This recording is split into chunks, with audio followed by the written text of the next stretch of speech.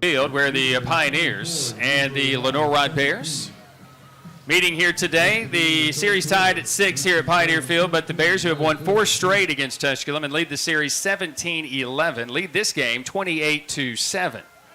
Last win was in that spring COVID year, winning the conference championship against the Bears. Pioneers have it 1st and 10 from the 20 after getting a stop, and John Celestin, who's had 0 running luck today, is tripped up at the line of scrimmage, falling forward for a yard. We're at 2nd down and 9.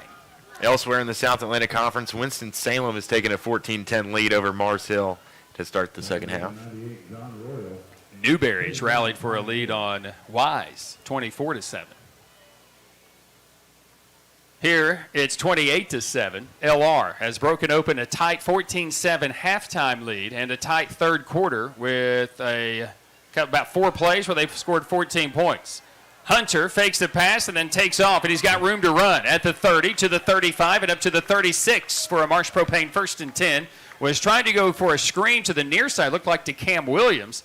Tucked it and ran for first down yardage. I love Rich so much. He cut the hair in the offseason, no more dreads, and he looks a little bit faster too, so maybe that's why Nehemiah Story tossing the knee brace there about 30 yards. Let him throw a pass. I mean, he was angry. Yeah. It was an angry throw too. 8:15 and counting, the Pioneers trail, but have another first down. Under center is going to be Hunter out of that flex look. Celestin is the feature back. We dropped the snap. Hunter couldn't pick it up. LR says they have it. The ball is still loose, and it's finally just picked up. I think they're going to roll him down here. I mean, the ball came out. LR. Yeah, Hunter had it. His knee was on the ground. Last week, that should have been the call. Oh, absolutely. Yeah. But we ended up losing it and giving up a scoop and score from 112 yards. However, this time, Hunter went on it, fell on it, was on the ground, and the LR Bears were saying, we got it, but no one had it as the ball was loose and picked up by the Pioneers eventually anyway. But spot on by the far side official who saw that Hunter went down, had possession with a knee, and awarded Tusculum the ball right away. However, losing a half yard. 2nd down and 11. Handoff up the middle, and this is going to be Dion, and Dion will bounce his way inside the 40 and up to the 45-yard line. Yeah, we've got to find a way to give Dion some more carries. And if it is the 45, which it appears, will be 3rd down and 1. And an injured Bear on the play. They're coming at the end of the play. It appears as if that's James Ussery. Ussery, that fifth-year senior. Yeah, he's struggling as he gets off the field. And both teams kind of taking a timeout here. And gathering up over at on the sideline. Ussery, part of the Elite 100 that D2Football.com puts out, one of the top 100 players across Division II entering this season. A new-look defense for the Bears, but still strong. And, again, reputation does a lot of things for you. And, of course, the amount of commitment you have for your athletic program as well does a lot of things for you. And the Bears have really been moving forward in the South Atlantic Conference over the last decade. In the playoffs for the last 5 years, too. 3rd down and a yard, high snap. They come down with it, and this will be Celestin. Fights hard to get that yard, but will have it.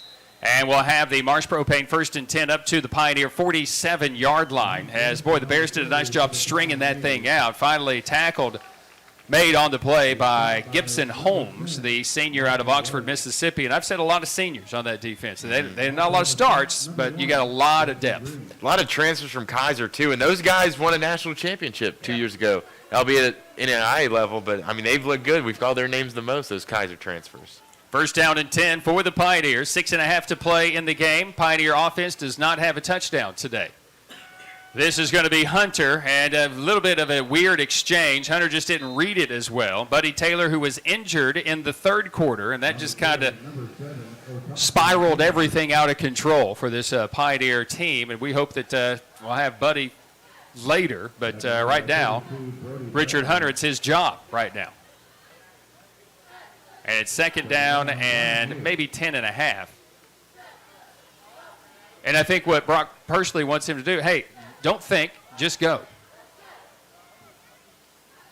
3 wideouts in the formation. He has shown his ability to be very dangerous, however, and that character of a winner. Handoff. Ooh, a face mask here I think will miss. The ball does come out late, and Hunter is there to fall on it. I'm not sure he's going to keep it. Are the officials going to rule him down? I think that they would have. And maybe a half-yard gain back, but it is 3rd down and 10 coming up for the Pioneers at the 47. Yeah, great play on defense once again. Brody Bradburn, he's been a thorn in our side all night. That boundary linebacker, and just uncontested there. Great move at the line of scrimmage to get back and disrupt the ball carrier. So Newsom is in there to the near side. Hagens and Richardson are on the same side, which is odd, along with Russell, the Carter High School product, pride of Strawberry Plains. Under 5 to play in the game. We'll bring Richardson across the formation. Hunter is going to pitch it. Oh, he thought Richardson was with him. That's another busted play. And it's going to be 4th down back at the 45-yard line. As Richardson was coming on the, really, he never circled back if he was supposed to. Yeah, supposed to just turn into that pitch man. It's that fake orbit motion, and you're going to get Richardson out there. He's going to get the ball because that's the read, and Rich reads it right. He's just looking for a guy, and nobody's there. Yeah.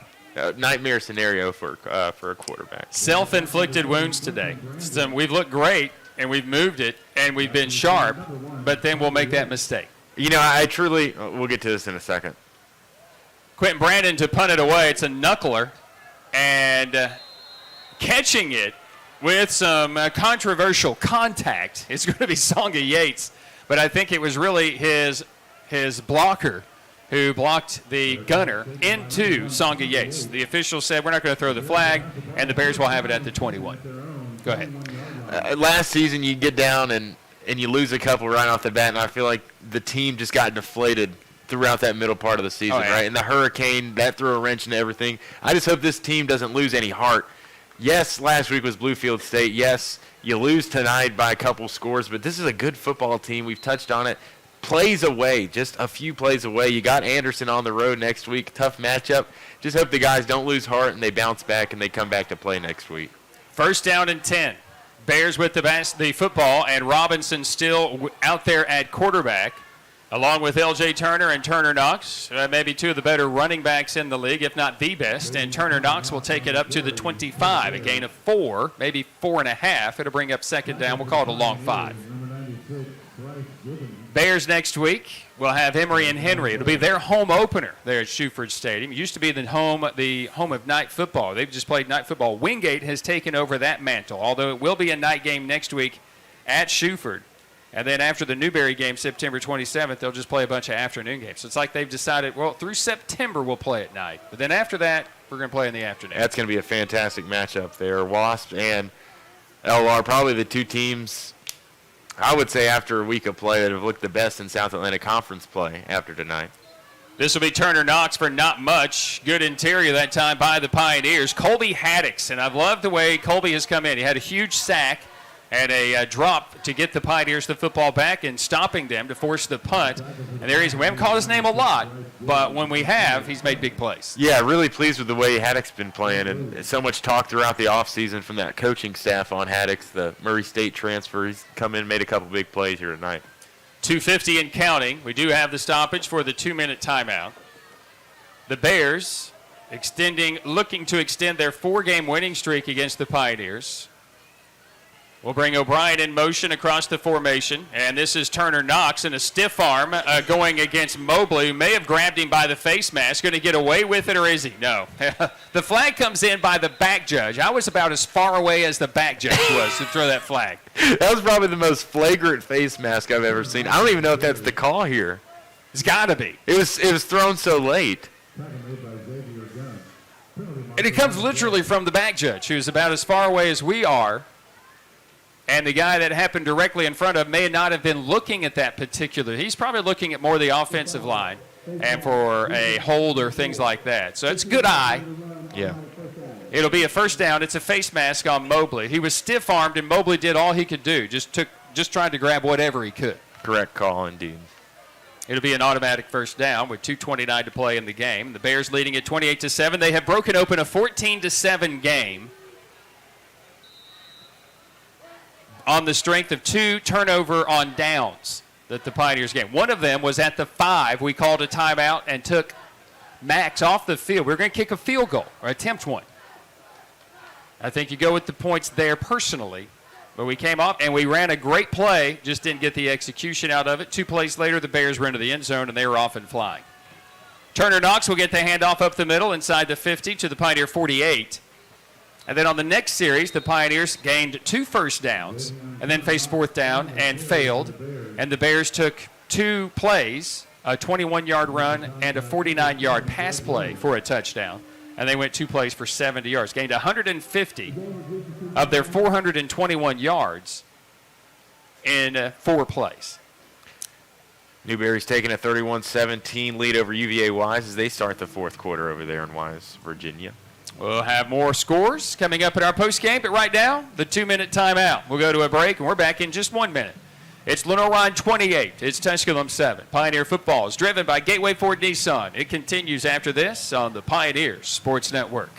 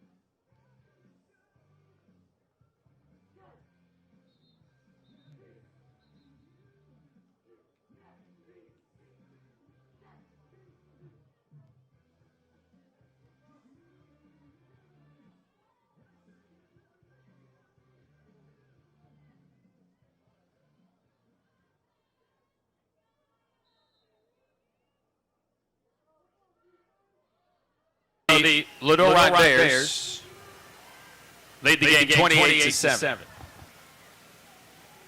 They have the football here. They will hand it off on a 2nd down and 6, running to the left side for a minimal gain. And running the football has been that 3rd back that they have used in the game, that being Alex Boyd.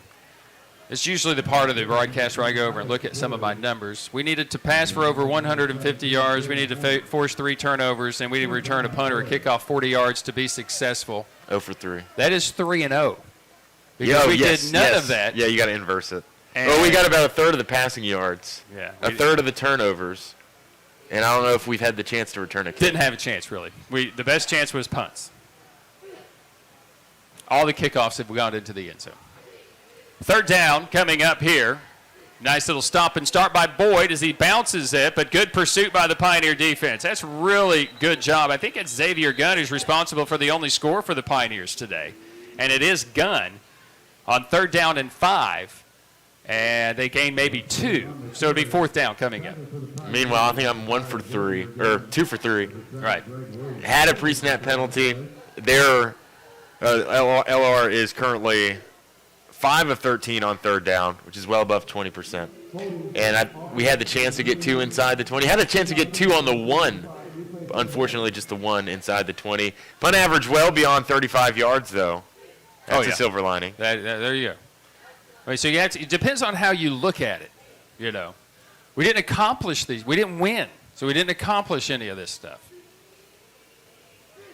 So a holding penalty will go against the Bears with 1:05 to play. Coming up in our Pioneer postgame, we will hear from Coach Billy Taylor, who will likely be very disappointed, and rightfully so, because he's got a good football team. We just had some self-inflicted wounds here today. We got more pre-snap problems on the LR Bears. They've really got to shore some things up. Let's be perfectly honest. They didn't play great last week to their standard. I don't think they played great here today. Yeah, quick turnaround, too. Fortunately for them, they are at home next week against Emory and Henry.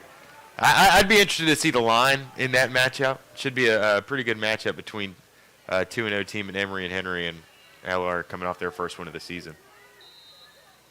Big win for Carson Newman in what has been deemed now an exhibition game Thursday. I mean, how does that happen? You just decide?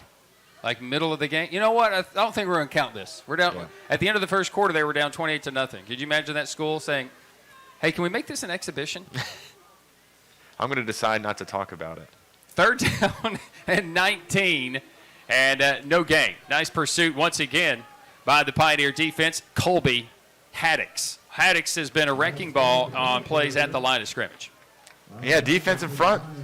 They played up to the task here today. We talked about that veteran front in Lenoir-Rhyne, and definitely across the board. Mayosa, Haddix, Dylan Horn getting in there for a few. Linebacker play has been stellar. Mobley and Watson bouncing around making plays. Athleticism all across the board, but it's unfortunately just a few plays. So the clock is running. They can take it down inside of 20 seconds before Simmons will have to punt it away. Yeah, I was wondering if Cav was listening. And it would be frustrating. You're sitting there doing this game, and all of a sudden they've decided, you know what? We're just not going to count this one. There's a penalty flag that has been thrown at the end of this with 7 seconds to play. Let me see what Cav has to say. It's South Central, a team that's on UVA Wise's schedule later down the road. So with that in mind, knowing that it's going to be an exhibition for Wise as well, you wonder how they go about approaching that game. Do you treat it as a bye? Well, I agree exactly with what you're saying. It is a definite college of faith deal. Can you play the red shirts and not have that count against their 4 games? It's non-countable in the NCAA, so they didn't deem it a game. There you go. Yeah. It doesn't count against the record? No. Hey. It didn't even happen. Wow. They had a glorified scrimmage. College of faith. When 2.0. you pull Adam Cavalier to broadcast a game and it doesn't count, we got problems. That's big time. Yeah, we got problems. So, we had the commissioner here. Yeah. I had the commissioner here. I don't know if we can pull South Carolina Central College Central of Christianity into the conference. They're already in the South Atlantic Conference. The new South Atlantic Conference. They are in the NJCC Along with AAA. The apprentice school. Yeah. 6 seconds. We're getting silly. Handoff. This is going to be John Celestin trying to bounce it outside, and that's going to be the end of the game. The LR Bears are going to get their 5th consecutive win against the Sons of Davy Crockett here at Pioneer Field. And they are going to get their 7th win all time at Pioneer Field. And they're going to get their first win of the season. The Pioneers will suffer their first defeat of the season. Measuring stick game, yeah. And I would say for 90% of the game, Pioneers showed that they are a much improved game, or a much improved team. However, a few self-inflicted wounds that still have to be shored up, but they're coming. At the Tusculum Pioneers, we'll try to shore all of that up heading into next week's game with Anderson. The Lenoir-Rhyne Bears come to East Tennessee here at Pioneer Field at the Niswonger Sports Complex and bite the Sons of Davy Crockett, getting a 28-7 victory here this evening. When we come back, it's your Pioneer postgame. Your final was 24th-ranked Lenoir-Rhyne 28 at Tusculum 7. Pioneer football is driven by Gateway Ford Nissan. Continues after this on the Pioneer Sports Network.